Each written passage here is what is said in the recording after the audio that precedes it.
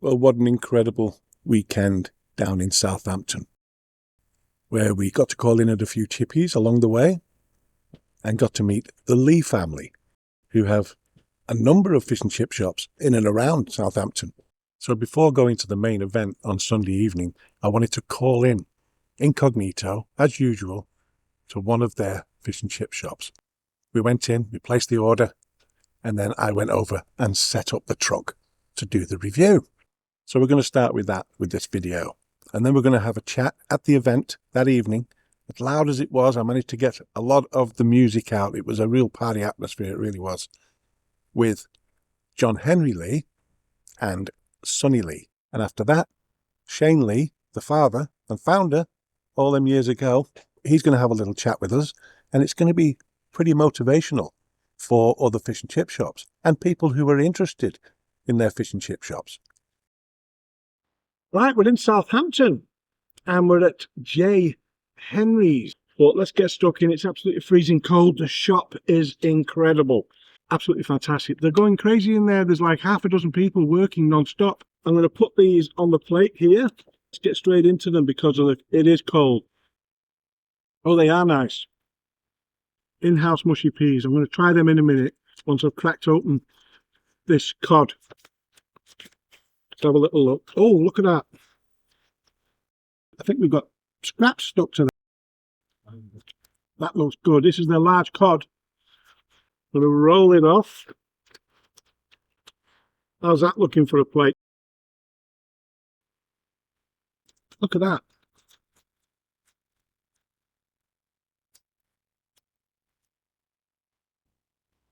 Wow. The shop is fantastic. All kinds of specials going. We've got a bit of skin on. Now, I don't mind skin on at all. Those fats, those juices, oils permeate the meat and into that batter underneath there too. They hold in the moisture. It's a great all-rounder, and there's loads of vitamins, minerals, all kinds of stuff going on in that skin. Only ask for a bit of salt. I'm going to get a bit more on. Bit of chip shop vinegar, the old non-brew condiment. There's some of this salt sticking to it. I'm going to get stuck into this fish.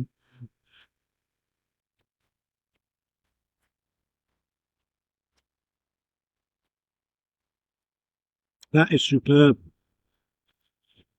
Plenty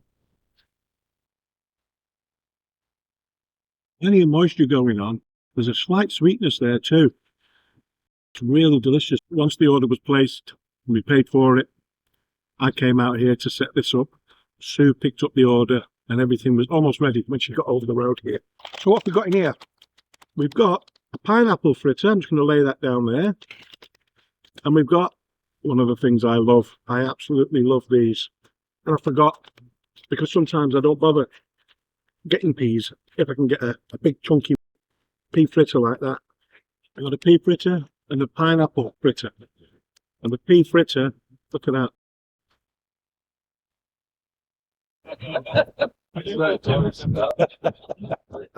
See you lads. Let's have a look at this pineapple fritter.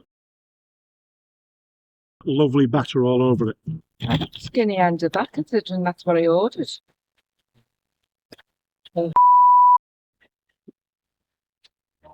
Trying to do a video here. Right, I want to get at these mushy peas too, don't I? They make these in house. Look at that. Is there enough left for me to do the peel? There it is. Fabulous. So, how can it all begin? Let's start with that. Yeah, well, John kicked us off on that one. All the way back to 1988. I mean, even before that, really. Dad started fish and chips. Got into the fish and chip industry when he was 14 years old as a spud boy, just peeling potatoes. He was bunking off school with his mate, and he said to his mate, "What are you doing?" He went, "I'm going for an interview at the chip shop." He went, "Yeah, I'll come with you." So next thing, that's how they got into the fish and chip. In 1988, he moved from Ashford, Middlesex, down to Southampton. Only had me and my younger sister at the time, Ellie. So I'd have been sort of 5, 6 years old. Bought his first shop then, and then just on from there, just slowly expanded the business. We can only Thank our customers for supporting us to get us through these tough times. But yeah, here's to the next 37 years, you know, and here we are today. Thank you guys for coming, obviously, and supporting this event. We called into J. Henry's yesterday. Yeah. Fabulous Chippy. Yeah. Are they all like that? How many is They're there? all very similar. Yeah. They're all different names. How did you meet Kate? Richard? Met them in the Awards last year, and we kind of got a really good vibe from them. We got chatting and I really enjoyed their company, and we literally started working with them for a couple of their shops. And going really well. Yeah, and what they've got and the energy and the vibe and everything that they're bringing out to the industry and to the wide audience. They do some amazing TikToks, some amazing social media. Back your high street, back your local chippy, back your local butcher, fruit and veg supply. The high street, half the shops are empty. It's not just about us. You know, shop local, support local where you can. Yeah. We always like to give a bit back as well. We like to be as busy as we can through the year, and we do local charity events, sponsor football teams. We're doing a charity quiz night next Tuesday at a local pub. We've, got together, got our heads down, local children's hospice, and we're doing a charity quiz night, a raffle that we're back in. It was my idea to start with, and now we're, trying to raise as much money for the local children's hospice. So, we'll keep it all local.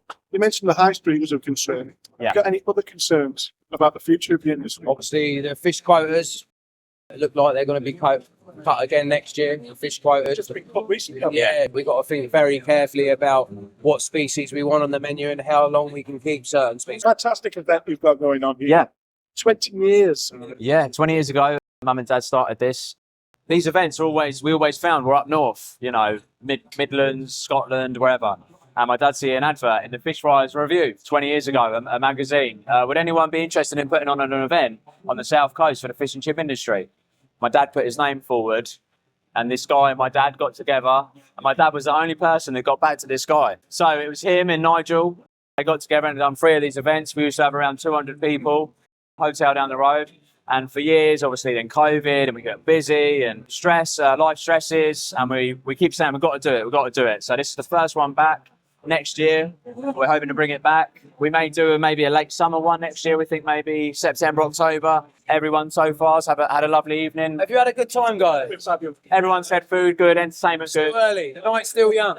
But I would like to add as well, between me, my brother, and my father, we've got over 100 years experience in the industry. Like I say, we are so passionate, and we plan on staying here hopefully another 100 years, but you don't know. Yeah. No, we just keep trying to drive it forward, thinking of new ideas. Yeah, With obviously. the next generation, my youngest, Bonnie, she's 10 years old. Check her out on TikTok. She comes in Saturday morning, she's making the curry sauce, she's cleaning the shop, making up the dip pots, topping it. I cooked my first piece of fish when I was 11 years old. Sonny was very similar. Straight out of school.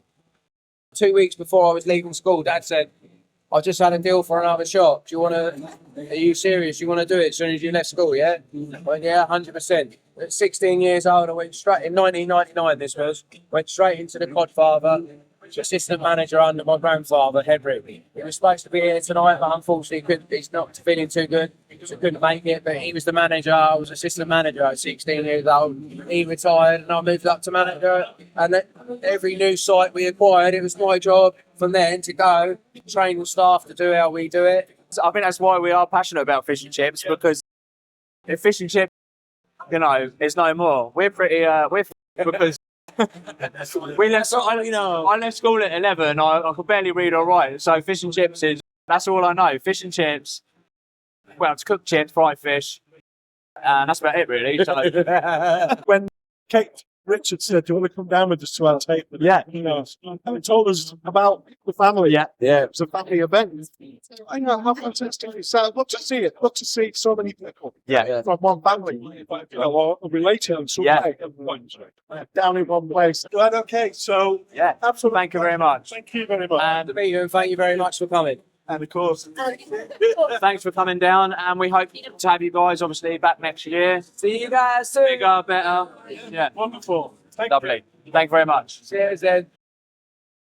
We're here with your children and their children. So this is quite an event. I'm absolutely delighted that we could put it on again, to be honest with you. And my wife, she really wanted to put it back on. And I think, you know, hopefully it's a successful night. We're so passionate about fish and chips. I've been in business nearly 40 years, and I've probably been doing it for nearly 50 years since I've been in the trade. And I love it. I love the people. I love the industry. I've never known times as hard as this. I've probably got a staff of 60 to 70. Yeah. And out of that 60 to 70, 12 are family members. We must just keep pushing through this. And I think it's going to be hard, but I think we will get through it, and fish and chips will be here to stay. We don't stop thinking about, you know, the next offer or idea or anything like that. I'm thinking of lunchtime specials, I'm thinking of loyalty schemes, I'm thinking of advertising, radio, TV, whatever. It's the demographic, you know, the online, the social. Just keep marching on, believe in your product. You must believe in your product 100%. You must believe in it. Don't worry about the man up the road, whatever he's doing or whatever, because you can be better than that man. Move with the times, believe in what you sell, don't give up, and I think we will get through it. 100%, we will. Fish and chips is here to stay, no doubt about it. But don't throw the towel in, don't give up. It's not only cod out there and haddock. I know people love the cod and the haddock, but offer an alternative. Cook a bit up, give some tasters on the counter or whatever, let people try it. There's hake, there's pokey, there's pollock, there's coaling. Have a look, don't just sit still, because it's these times that you've got to just think outside the box a little bit. Work with the likes of SwiftOrder UK, work with each other, and then you can bounce ideas off. Absolutely. I know my son speaks to you, my son Sonny speaks to you, or, you know, through email or message or whatever. So, you know, you're dealing with all that. Amazing. Thanks very much, Kate. Thank you. Thank you.